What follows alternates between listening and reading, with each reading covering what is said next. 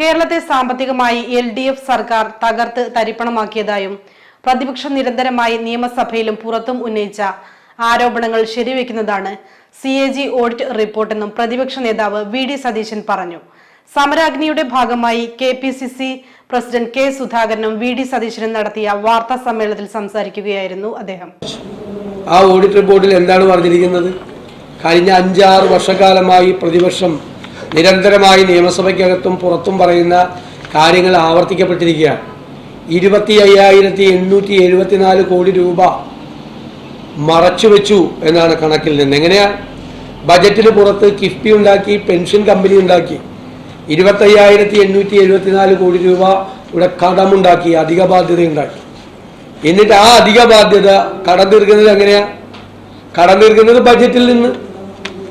അപ്പോൾ കടമെടുപ്പാണ് യഥാർത്ഥത്തിൽ. അത് ഞങ്ങൾ പറഞ്ഞു, ഇത് അപകടം ചെയ്യും. ഇതൊരു അവസാന സമയമാകുമ്പോഴേക്കും നമുക്ക് ഏറ്റവും ബുദ്ധിമുട്ട് നിറഞ്ഞൊരു സാഹചര്യം ഉണ്ടാക്കും.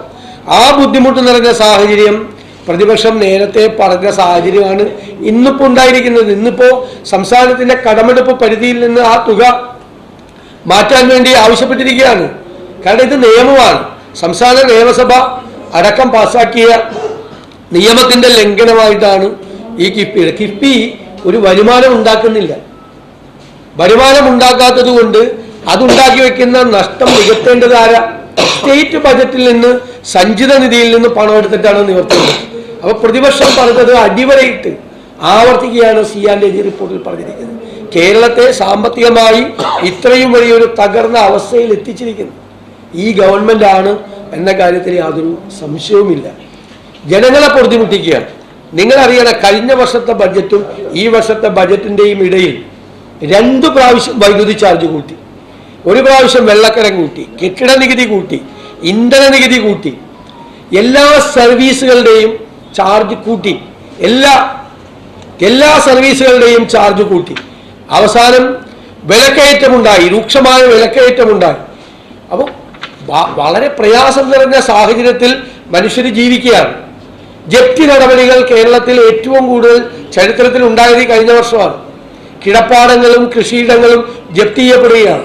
ലക്ഷക്കണക്കിന് നോട്ടീസുകൾ ധനകാര്യ സ്ഥാപനങ്ങളിൽ നിന്ന് പ്രവഹിക്കുകയാണ്.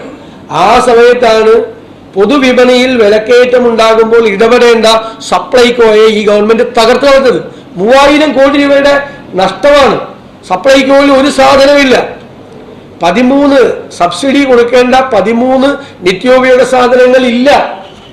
അതിന് ഏറ്റവും രസകരമായ കാര്യം, ഇന്നലെ എടുത്ത തീരുമാനം സബ്സിഡി കുറയ്ക്കാൻ വേണ്ടിയിട്ടാണ്.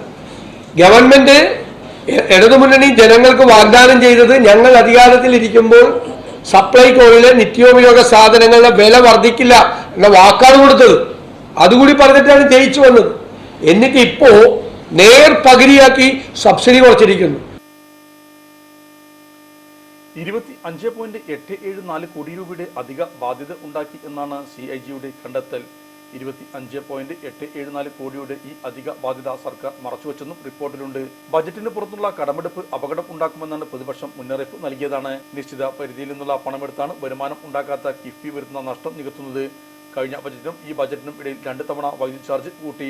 കെട്ടിട നികുതിയും വെള്ളക്കരവും ഇന്ധന നികുതിയും എല്ലാ സേവനങ്ങളുടെയും നിരക്കുകളും കൂട്ടി. ജപ്തി നടപടിയിൽ ഏറ്റവും കൂടുതൽ ഉണ്ടായതും കഴിഞ്ഞ വർഷമാണ്. ഇതിനിടെ രൂക്ഷമായ വിലക്കയറ്റം ഉണ്ടായി. പൊതുവിപണിയിൽ ഇടപെട്ട് വിലക്കയറ്റം പിടിച്ചെത്തേണ്ട സപ്ലൈകോയും ഈ സർക്കാർ തകർത്തു. 3000 കോടിയാണ് സപ്ലൈകോയുടെ നഷ്ടം. സബ്സിഡി നൽകേണ്ട 13 നിത്യോപയോഗ സാധനങ്ങൾ സപ്ലൈകോയിലില്ല. അധികാരത്തിൽ എത്തിയാൽ സപ്ലൈകോയിലെ നിത്യോപയോഗ സാധനങ്ങളുടെ വില വർദ്ധിപ്പിക്കില്ലെന്ന് പറഞ്ഞവരാണ് സബ്സിഡി വെട്ടിക്കുറച്ച് വില കൂട്ടിയത്. മാവേലി സ്റ്റോറുകൾ ഉണ്ടാകുന്ന വിലക്കയറ്റിന്റെ പ്രതിഫലനം പൊതുവിപണിയിലും വിലക്കയറ്റമുണ്ടാക്കും. ഈ സർക്കാർ സ്വീകരിക്കുന്ന എല്ലാ തീരുമാനങ്ങളും സാധാരണക്കാരെ സങ്കടപ്പെടുന്നതാണ്. അതിനാൽ സപ്ലൈകോയിലെ നിത്യോപയോഗ സാധനങ്ങളുടെ വില വർദ്ധിപ്പിക്കാനുള്ള തീരുമാനം അടിയന്തരമായി പിൻവലിക്കാൻ തയ്യാറാകണം. കേരളത്തിന്റെയും നവകേരള സോഴ്സിന്റെയും പേരിൽ നടന്ന പിരിവിന് കണക്കില്ല. ഉദ്യോഗസ്ഥരെ ഉപയോഗിച്ച് വ്യാപകമായി കള്ളപ്പിരിവ് നടത്തി. രാഷ്ട്രീയ പ്രചരണം നടത്താൻ ഉദ്യോഗസ്ഥരെ ഇറക്കി പിരിവ് നടത്തുകയാണ്. നികുതി വെട്ടിപ്പ് തടയേണ്ട ഉദ്യോഗസ്ഥരാണ് ഏറ്റവും കൂടുതൽ പണം പിടിച്ചത്. കേരളത്തിൽ ഏതെങ്കിലും കാലത്ത് ഇതുപോലെ ഒരു പിരിവ് നടന്നിട്ടുണ്ടോ? തിരഞ്ഞെടുപ്പ് കാലത്ത് സർക്കാർ പരിപാടി എന്ന പേരിൽ രാഷ്ട്രീയ പ്രചരണമാണ് സംഘടിപ്പിച്ചത്. 1 കോടി പിരിക്കുന്ന ചില ഉദ്യോഗസ്ഥർ 10 ലക്ഷം മാത്രമാണ് നൽകുന്നത്. ഉദ്യോഗസ്ഥർ ജനങ്ങളെ പേടിച്ചാണ് പണപ്പിരിവ് നടത്തുന്നതെന്നും VD സതീശൻ കൂട്ടിച്ചേർത്തു. അമ്പലം ഉണ്ടെന്ന് പറഞ്ഞ് പള്ളികൾ പൊളിക്കാനുള്ള ശ്രമം വർഗീയ ധ്രുവീകരണം ലക്ഷ്യമിട്ടുള്ളതാണ്. ഭൂരിപക്ഷത്തിന്റെ വോട്ട് നേടാനുള്ള ശ്രമമാണ് നടത്തുന്നത്. തൃശ്ശൂരിലെ കൃഷ്ണൻപള്ളി പഴയ അമ്പലമാണെന്ന വാദവുമായി ഹിന്ദു ഐക്യവേദി നേതാക്കൾ ഇറങ്ങിയിട്ടുണ്ട്.